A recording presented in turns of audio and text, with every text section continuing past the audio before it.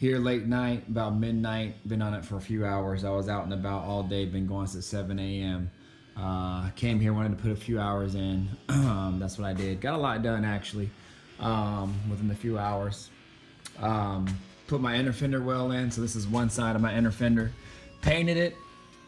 Just a flat black. It actually turned out pretty nice. I didn't clear it or anything, but so we'll see how it holds up.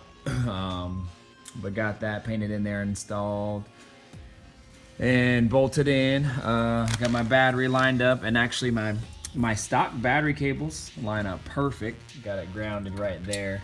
Got my other positive feed down there. The ground actually fits just perfectly, and so does the positive. So that actually worked out really well for my stock lines.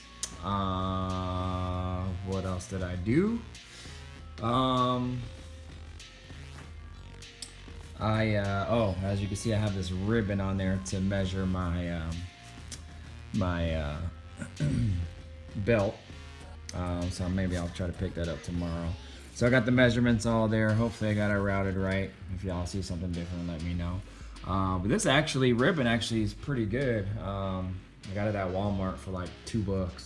I got it initially just to measure for my drive shaft, and I was like, oh, this thickness would probably work perfect for me measuring my belt. So I'm sure it's just the stock belt. I don't have any other extra pulleys on there, but just for secondary purposes and as a backup, I got that measured out there. So got it measured and taped there, and I have a little marking there, so I know how long I need it. Got my bracket in for my power steering bracket and alternator bracket, or whatever you want to call that thing, this thing here. Got that bolted in, so finally got that done. That went on really well. I got these, I was missing some of the bolts here. These are brand new bolts from ICT Billet. This is the part number there if you guys want to take a look at it. Got those there from ICT Billet.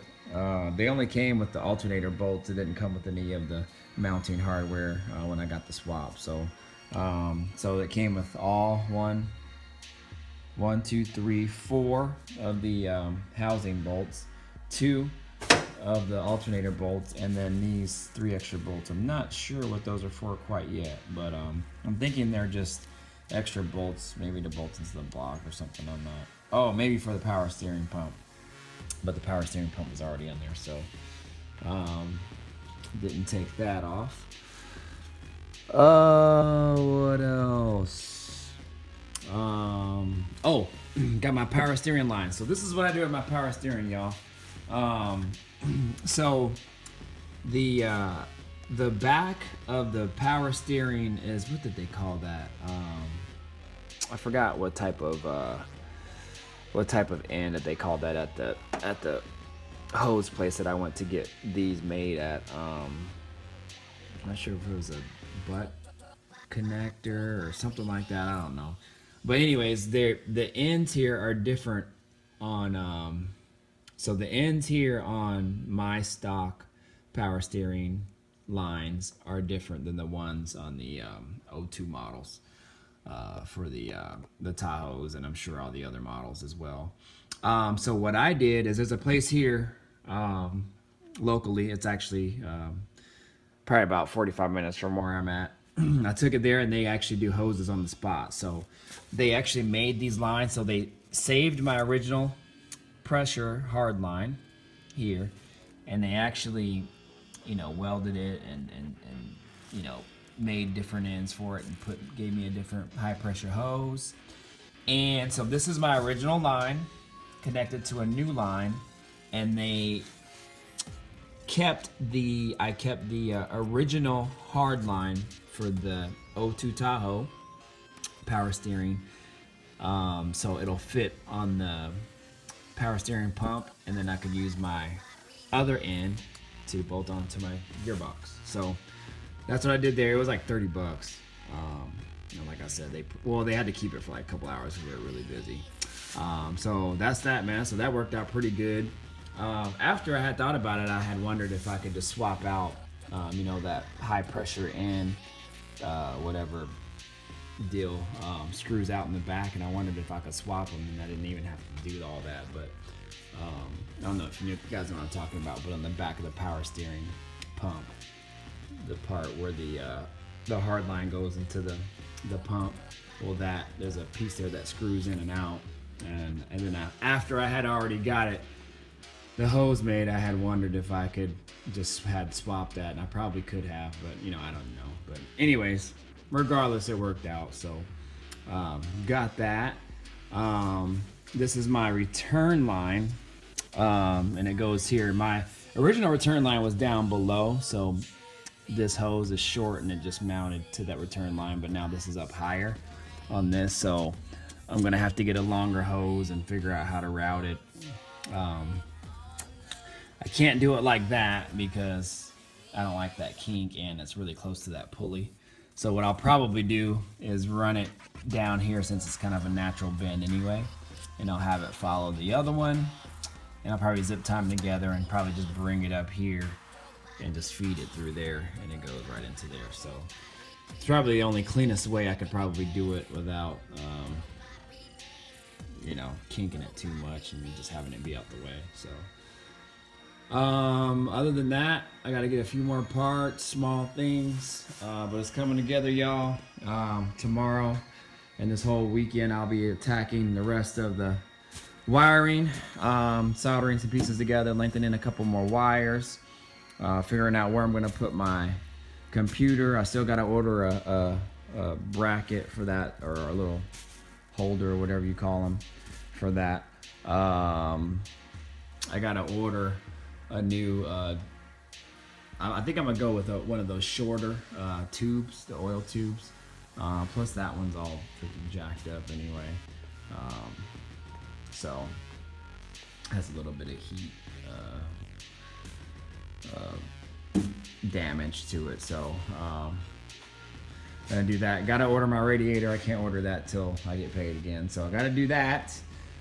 Other than that, y'all, it's coming together. Oh, I got to still do my throttle cable. Got a new throttle cable. So from my understanding, you have to slightly modify the plastic end where it inserts into the firewall. I guess you gotta shave down both sides because they're rounded, and these on the Caprice are square. So you gotta kind of flatten those out. So gotta do that. It's really just little kind of tedious things. Gotta start wiring my fans, but I don't know if I'll do that this weekend. I might wait. But other than that, y'all, shoot, we getting there. We are getting there. Gotta put my other side of my inner fender in, sitting right there. I had to bleed my brake line on this side here because I had damaged my brake line that came from the proportioning valve all the way over to this side.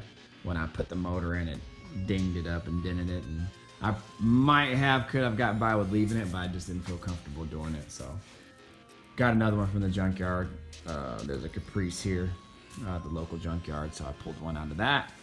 I'll probably just bleed this side too anyway. So other than that, y'all, shoot, we good. Long day, I'm really tired, so I'm gonna go ahead and get on out of here, and we will talk to y'all a little later.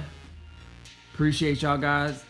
Thank you for the amazing comments. All you guys have been following my build, and for those of you that are just joining in, it's been a journey. I've been at this since February. Along the way is battling some injuries that I had just outside of this build, and this was a motivator for me to kind of get going and do something and kind of get me motivated to just, I don't know, get up off my butt and get in gear. So I've been super motivated to get this done. Any extra time that I've had, it's gone into this motor and this build, and my previous video, I actually fired it up, and that was a pretty awesome feeling. And you know, I know people do these all the time, and you know, and it's kind of like, you know, another day for, you know, for them. And you know, I guess it would be for me too if I was doing this all the time. But to take something that you've put your hard work in, money, time, effort, and all that into it, and done every single thing yourself, and to finally hear this thing run and to see it come into fruition is you know, pretty amazing. And I've done 99.9% of the work. The only thing I didn't do to this myself is I didn't install my cam bearings. I had those done at a local shop here. Paid the guy like 20 bucks. Old guy, really super cool. And I took my piston rods into a local shop here as well. The guy did them for like 60 bucks because I'm using 4/8 flat top pistons, and I'm using my original rods. So didn't have the machinery to do that, so he did that for like 60 bucks. But everything else I've done myself, and I'm talking everything. So to hear this thing fire up has been awesome, and it's an amazing feeling, and I can't wait to drive it. So all right, I'm rambling. That means I'm tired, and I'm gonna go ahead and get up out of here. So appreciate y'all. If y'all ain't subscribed yet, go ahead and subscribe. Follow my build as it continues to come to life. And we out. All right.